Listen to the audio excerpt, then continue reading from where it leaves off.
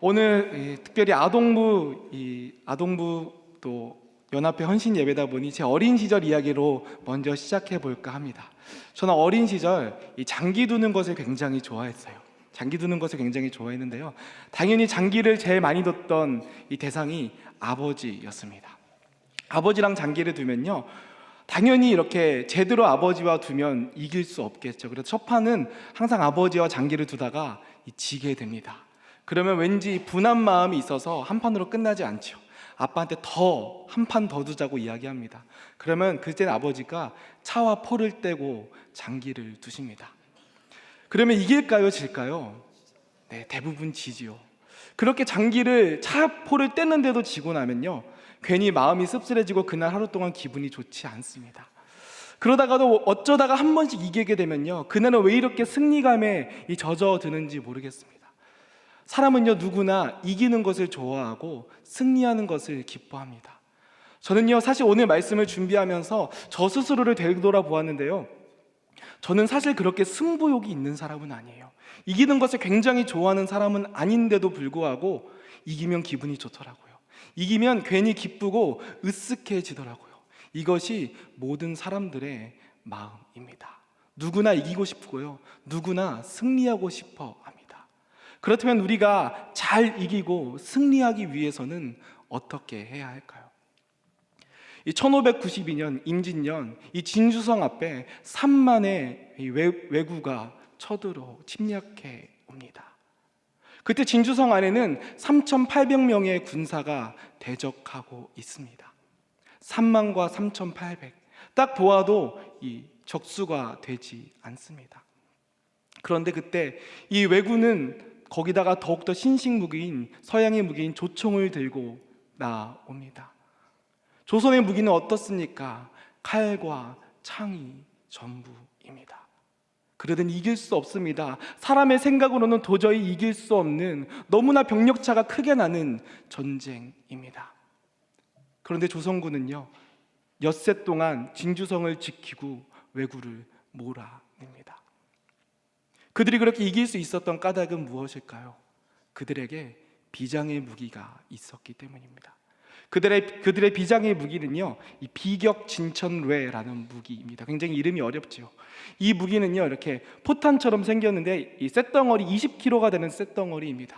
이것을 포처럼 쏘게 되는데요, 이 안에는 이 시한폭탄처럼 가자마자 바로 터지는 게 아니라 일정 시간이 지난 후에 터지게 되어 있습니다. 그런데 이것이 터질 때요, 이 안에 있는 수많은 쇳조각들이 퍼져나가면서 적군을 물리치게 됩니다.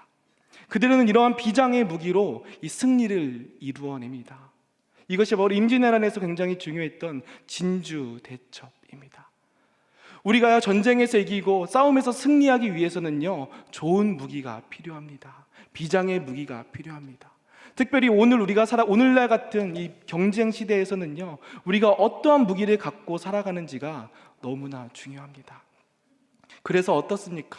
요즘은요, 어린 시절부터 자신의 무기를 갈고 닦기 시작합니다. 아주 어릴 때부터 영어 공부를 해야 되고요, 수학 공부를 해야 됩니다. 태권도도 배워야 되고 악기도 배워야 되고, 요즘에는 심지어 줄넘기 학원까지 있다고 합니다. 그러다 보니 아이를 키우는 부모님은 얼마나 힘들겠으며, 그것들을 배우는 아이들은 얼마나 지치겠습니까? 그리고 그런 아이들을 교회로 이끌고 와서 가르쳐야 하는 주일학교 선생님들은 얼마나 힘이 들겠습니까? 왜 오늘날 어린아이의 시절부터 그렇게 자신의 무기를 갈고 닦습니까? 그것이 자신의 무기가 되어 승리하기 위해서입니다. 성인이 되어서 성공하기 위해서입니다. 남들보다 먼저 배워서 남들보다 뛰어나게 자라야 이길 수 있기 때문입니다. 비천한 무기로 이기는 것은 너무나 어렵습니다. 우리가 가지고 있는 보잘것없어 보이는 무기로 승리하기란 너무나 힘이 듭니다. 그런데 세상의 눈에서, 교회에서 가르치는 것은 너무나 연약해 보입니다. 힘이 없어 보입니다. 비천해 보입니다. 그러다 보니 신앙보다 더욱더 중요한 게 많고 더욱더 가르치고 싶은 게 많이 있습니다. 그러나 세상에서 꼭 강한 자만이 이기는 것은 아닙니다. 강한 무기만이 승리하는 것은 아닙니다. 오늘 말씀에 보면요, 비천한 무기로, 연약해 보이는 무기로 승리하는 한 인물이 등장합니다. 바로 다윗입니다. 다윗은요, 성경에 등장하는 인물 중에서도 특별히 지극히 현실에 처해 있는 인물이었습니다. 다윗은요, 마치 모세가 손들어서 아말렉을 이긴 것과 같은 그러한 기적을 경험하지 못합니다. 기드온이 전쟁할 때 태양이 뒤로 후퇴한 것과 같은 그러한 기적을 경험하지 못합니다. 그는 오히려 살아남기 위해서 미친 척 해야 했고, 자신의 아들로부터 도망다니는 신세에 이르는 아주 현실적인 인물이었습니다. 그의 인생에서 유일한 기적의 순간이 있었다면 아마 오늘 우리가 읽었던 골리앗과의 전쟁의 장면이 아닌가 싶습니다.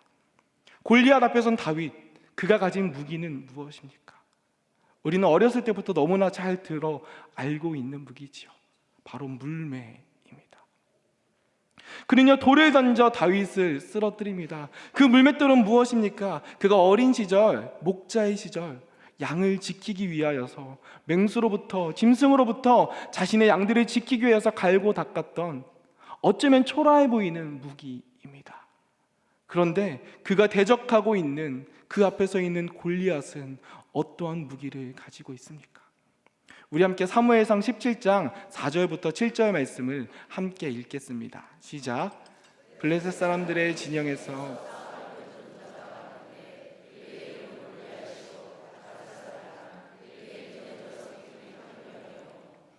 머리에는 노투구를 썼고 비늘 갑옷을 입었으니 그 갑옷의 무게가 놋 5천 세겔이라. 그의 다리에는 놋 각반을 쳤고 어깨 사이에는 놋 단창을 메었으니 그 창 자루는 배틀채 같고 창 날은 철 600세겔임. 방패든 자가 앞서 행하였더라. 아멘. 오늘 말씀에 의하면요, 골리앗은요 키가 6규빗 한 뼘이라고 기록되어 있습니다. 이 크기는요 296cm입니다. 무려 3m가 되는 거인입니다. 그가 장착하고 있는 갑옷은 어떻습니까? 5,000세겔이라고 기록되어 있죠. 이 무게는요 57kg라고 합니다. 자신의 몸에 걸치고 있는 갑옷의 무게만 57kg가 됩니다.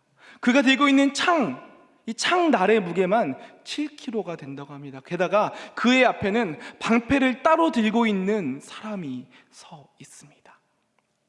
그는 거대한 몸집을 가지고 있고 아주 젊어서부터 그 무기를 단련해 왔던 사람입니다. 그 앞에 서 있는 다윗은 어떻습니까? 너무나 작고 초라합니다. 골리앗은 칼과 창과 단창과 굉장한 이 방패와 갑옷으로 나와왔지만 다윗의 손에는 그저 물맷돌밖에 남아있지 않습니다. 마치 뗀석기 시대의 원시인과 철기 문명의 대결과 같은 비교할 수 없는 전쟁의 자리입니다. 그런데 우리는 이 전쟁에서 누가 승리하는지 알고 있습니다. 다윗은 그 비천해 보이는 무기, 보잘것없는 물매로 골리앗을 넘어뜨립니다. 승리합니다. 이겨냅니다. 사람의 생각으로는 도저히 불가능한 일입니다. 어떻게 아주 비천한 무기로 저 거대한 거인을 쓰러뜨릴 수 있겠습니까? 다윗이 이길 수 있었던 진정한 까닭은 무엇일까요? 그에게는 비장의 무기가 있었습니다. 우리 함께 다시 한번 이 사무엘상 17장 45절 말씀을 함께 읽도록 하겠습니다. 함께 읽겠습니다. 시작. 다윗이 블레셋 사람에게 이르되 너는 칼과 창과 단창으로 내게 오무니와 나는 만군의 여호와의 이름 곧 내가 모욕하는 이스라엘 군대의 하나님의 이름으로 내게 나아가노라. 아멘. 다윗은 골리앗을 향하여 이야기합니다. 너는 칼과 창과 단창으로 내게 나아오거니와 나는 만군의 여호와의 이름 내가 모욕하는 이스라엘 군대의 하나님의 이름으로 내게 나아가노라. 다윗은요 자신이 물맷돌로 나아간다고 이야기하지 않습니다. 자신의 손에 들려있는 돌이 자신의 무기라고 이야기하지 않습니다. 다윗에게는요 비장의 무기가 있었습니다. 그것은 바로 만군의 여호와의 이름, 이스라엘 군대의 하나님의 이름이었습니다. 우리는 다시 한번 다윗의 무기를 좀 더 깊이 살펴보기 원합니다. 우리 17장 40절 말씀을 한번 읽어보도록 하겠습니다. 40절 말씀입니다. 네, 함께 읽겠습니다. 제가 읽어드리도록 하겠습니다. 손에 막대기를 가지고 시내에서 매끄러운 돌 5을 골라서 자기 목자의 제9 곧 주머니에 넣고 손에 물매를 가지고 블레셋 사람에게로 나아가니라. 다윗이 물맷돌을 구하는 장면인데요, 저는 어렸을 때부터 이 장면을 보면서 참 많은 의문이 들었습니다. 다윗은 하나님의 사람이고 하나님께서 승리케 하실 것을 분명히 알았던 사람입니다. 그런데 왜 그는 믿음 없어 보이게 돌을 5개나 챙겼던 것일까요? 그가 진짜 믿음의 사람이었다면, 그가 진짜 하나님의 능력으로 골리앗을 쓰러뜨릴 수 있는 사람이었다면 돌 하나로도 충분하지 않았을까요? 왜 그는 5개의 돌을 챙겨서 여분의 돌을 가지고 갔던 것일까요? 어쩌면 다윗은요, 자신이 실패할 가능성을 염두에 두고 있었는지 모릅니다. 자신의 첫 번째 돌이 골리앗에 맞지 않으면 그는 두 번째 돌을 꺼내서 던져야 합니다. 그것도 맞지 않으면 세 번째 돌을 꺼내서 던져야 합니다. 그것도 아니면 네 번째, 5개의 돌을 모두 던져야 할지 모릅니다. 그렇게 다윗의 무기는요, 초라합니다. 불완전합니다. 연약합니다. 그가 어렸을 때부터 갈고 닦아왔던 무기이지만 언제든지 실패할 수 있습니다. 다윗은 그것을 알고 있었습니다. 비록 자신이 하나님의 능력으로 나아가지만, 하나님께서 자신이 골리앗을 쓰러뜨릴 것을 믿고 있지만, 그럼에도 불구하고 자신이 실패할 수도 있음을 알 수 있습니다. 여러분, 그렇다면 만약에 다윗이 물맷돌로 골리앗을 쓰러뜨리지 못했다면 다윗은 실패한 인생이었을까요? 만약에 다윗이 물매를 던졌는데 골리앗의 머리에 맞지 않았다면, 두 번째 돌도 세 번째 돌도 5개 돌이 모두 골리앗에게 맞지 않았다면 다윗은 패배하고 실패했을까요? 우리는 우리나라 역사에서 관창이라는 인물을 잘 알고 있습니다. 이 신라가 백제를 공격하기 위해서 이 황산벌, 계백장군이 있는 황산벌을 공격하게 됩니다. 그때 젊은 화랑인 관창이 홀로 황산벌에 나아가지요. 황산벌에 있는 계백은 그의 용맹함에 가상함으로 다시 돌려보냅니다. 그러나 관창은 다시 자신을 정비한 후 황산벌로 나아가 용맹하게 홀로 싸우다 죽임을 당합니다. 그리고 다시 진영으로 돌아오게 되죠. 그러나 역사는요, 관창이 실패했다 이야기하지 않습니다. 관창의 죽음이 헛되다 이야기하지 않습니다. 그가 패배했다라고 말하지 않습니다. 여러분, 우리는 이 땅에서 누구보다 실패한 한 사람을 알고 있습니다. 그는요, 3년 동안 수많은 사람들의 굶주림을 채워주셨고, 그는 수많은 병자들을 고치셨고, 죽어가는 사람들을 살리셨으며 제자들을 가르치고 양육했습니다. 그러나 그의 모습은 어떻습니까? 자신을 따랐던 사람들, 자신이 먹였던 사람들, 자신을 향하여 호산나라고 외쳤던 사람들이 돌변하여 그를 십자가에 못 박으라고 외치기 시작합니다. 자신에게 모든 것을 배웠던 한 제자는 은 30세겔에 자신을 팔아넘기고, 모든 제자들이 십자가에 달리신 예수님 앞에서 도망치기에 바쁩니다. 가장 가깝게 따랐던 제자조차도 그를 3번이나 부인하고 떠나갑니다. 여러분, 우리가 믿는 예수님은 그렇게 실패한 인생입니다.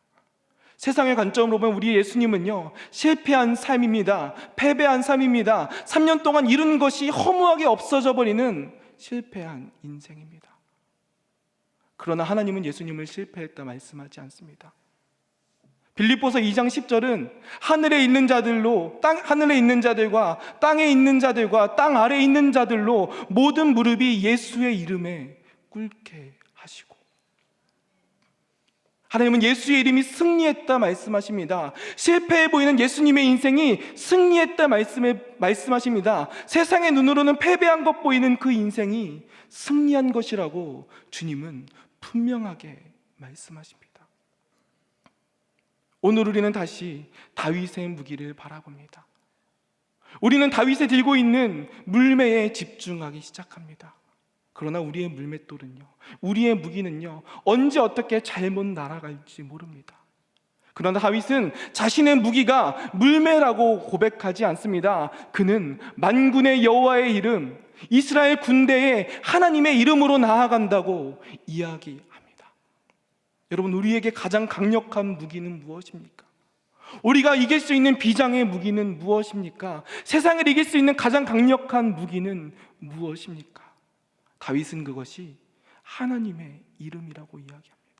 주님의 이름이라고 이야기합니다. 다윗의 승리는 그가 물매로 골리앗을 넘어뜨렸기 때문이 아닙니다. 그에게 하나님의 이름이 있었기에 그는 승리한 인생입니다.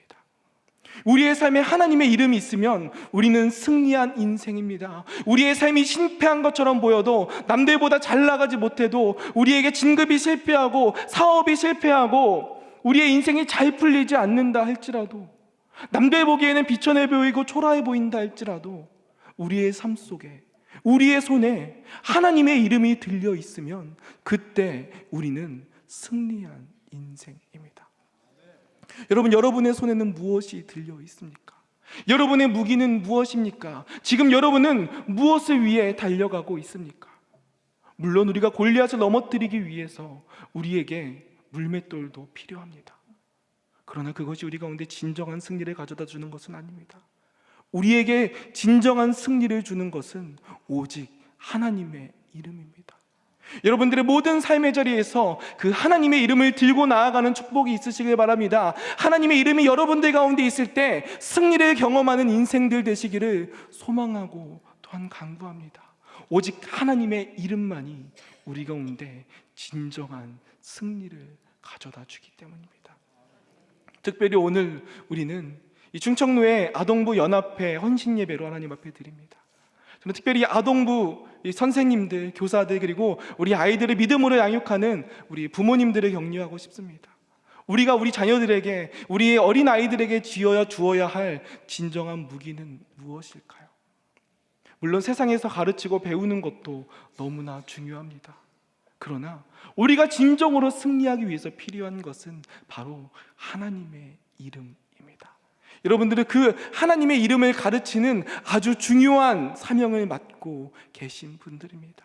우리 아이들에게 세상의 그 어떤 것도 이길 수 없는 가장 강력한 무기인 하나님의 이름을 쥐어주는 귀한 사명을 여러분들은 지금 감당하고 있습니다.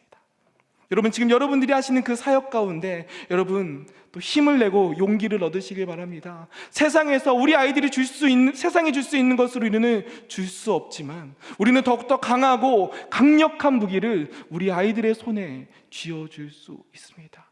이것은요, 우리 아이들이 때로는 실패하고 좌절하고 낭망한다 할지라도 그들이 넘어지지 않게 할 수 있는 가장 강력한 무기입니다. 마치 3,800명의 군대로 3만 명을 넘어뜨릴 수 있었던 비장의 무기와 같이 하나님의 이름은요, 하나님을 믿는 모든 백성들에게 비장의 무기가 됩니다. 여러분들, 이 비장의 무기를 갖길 소망합니다. 여러분들의 인생의 모든 자리에서 이 비장의 무기로 나아가시길 소망합니다. 세상은 칼과 창과 단창으로 우리를 해하려 하고 무너뜨리려고 하지만 하나님의 이름이 우리 안에 있으며, 하나님의 이름이 우리와 함께하면, 하나님께서 언제나 우리와 함께 하시면 우리는 승리할 수밖에 없습니다. 하나님은 그 이름 앞에 모든 무릎을 꿇게 하셨기 때문입니다. 그 가장 강력한 무기, 그 가장 힘 있는 무기를 들고 세상 가운데 승리함으로 나아가는 저와 여러분들, 그리고 우리 아이들을 양육하고 또 가르치시는 우리 주일학교 선생님들, 아동부 연합회 부모님들 되시기를 주님의 이름으로 소망하고 축복합니다. 기도하겠습니다. 사랑과 은혜가 풍성하신 하나님 아버지, 연약한 우리들의 삶 속에 가장 강한 무기가 되어서 우리를 언제나 지켜주시고 보호하여 주시니 감사합니다. 특별히 이 세대 모든 주님의 아이들이 하나님의 이름으로 나아가는 다윗과 같은 아이들 될 수 있도록 축복하여 주시고, 이들의 가르치는 모든 교사들과 믿음의 부모들을 붙잡아 주셔서 세상에서 승리하는 하나님의 백성으로 삼아 주시옵소서. 우리 구주 예수 그리스도의 이름으로 기도드립니다. 아멘.